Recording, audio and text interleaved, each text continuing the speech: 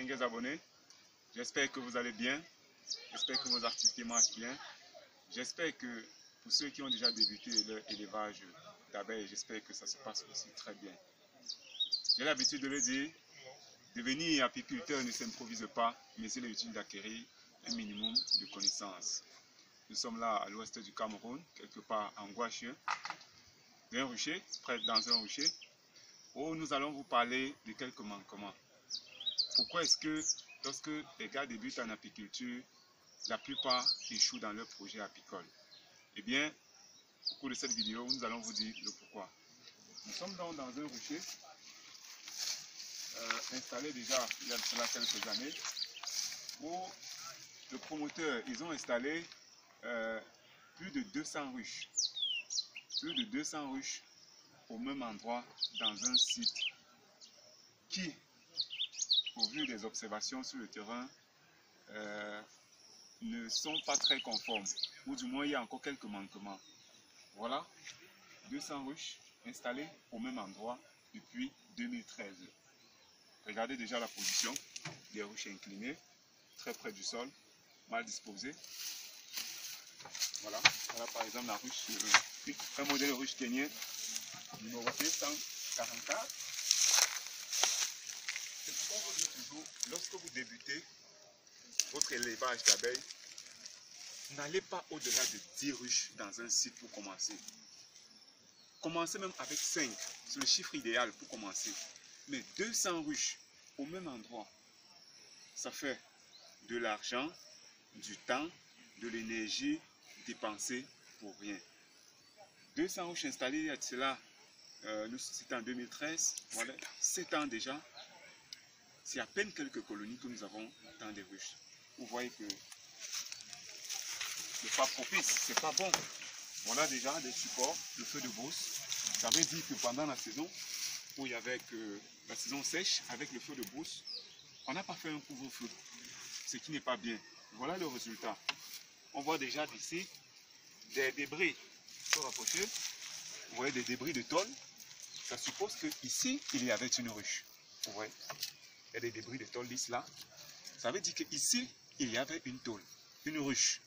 Avec le feu de brousse, la ruche a brûlé. On a carrément perdu la ruche tout entière, ce qui n'est pas bon. Vous voyez des ruches qui ont échappé de justesse.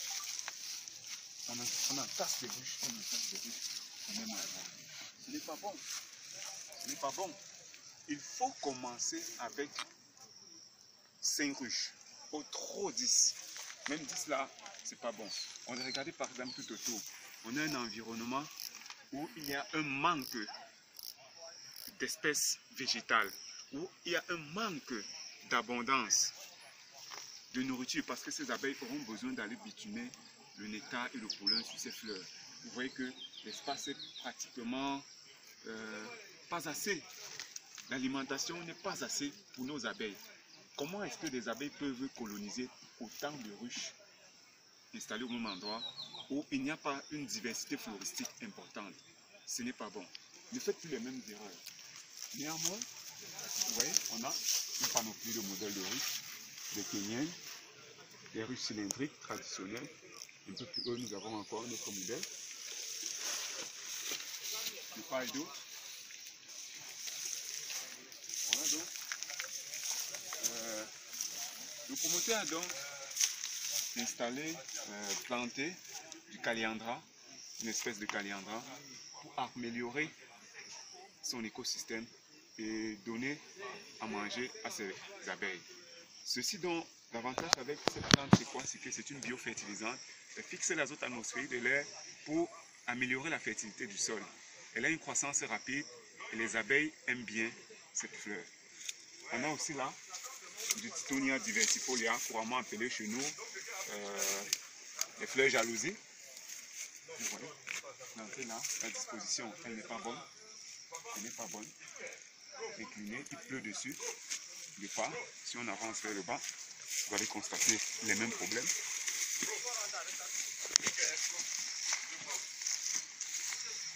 Ce qui n'est pas bien. Donc la première recommandation que nous pouvons faire dans ce rucher, c'est de réduire le nombre de ruches. Vous voyez là en bas, C'est encore là plein. Autant de ruches. Plus bas. Autant. Toute cette tôle, c'est toujours des ruches installées. Ce qui n'est pas bien. Donc, la première recommandation, c'est quoi? C'est diminuer le nombre de ruches. Il faut diminuer le nombre de ruches. Vous voyez là, il y a un manque de suivi total. On a même un ruche modèle avec 2 entrées, là et là. Pourquoi 2 entrées? Donc il faut déjà commencer à diminuer le nombre de ruches dans ce site pour permettre aux abeilles ou aux quelques ruches pollinisées de travailler davantage. C'est déjà bien, comme ils ont eu l'idée donc de planter des espèces mellifères.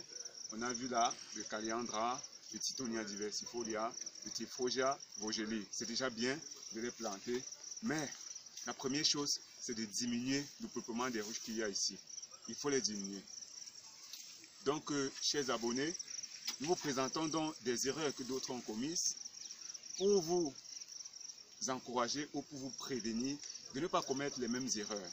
Vous voyez que ça fait énormément d'argent dépensé, énormément de moyens et de ressources investis sans aucun résultat.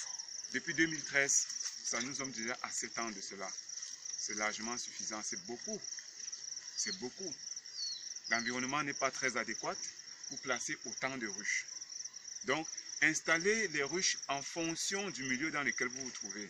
Il faut déjà que votre milieu ait une abondance ou une diversité floristique importante pour que les abeilles aient de quoi se nourrir considérablement. C'est d'abord ça le premier critère. Quand ce critère n'est pas respecté, comment est-ce que vous pouvez installer autant de ruches dans un milieu comme celui-ci? Vous voyez comment on a juste là des herbacées et quelques arbustes. Ce n'est pas suffisant pour le nombre de colonies qui est là, pour le nombre de ruches qui s'y trouvent. Plus de 200 ruches au même endroit. 1 mètre, 2 mètres les uns des autres. C'est pas bon du tout.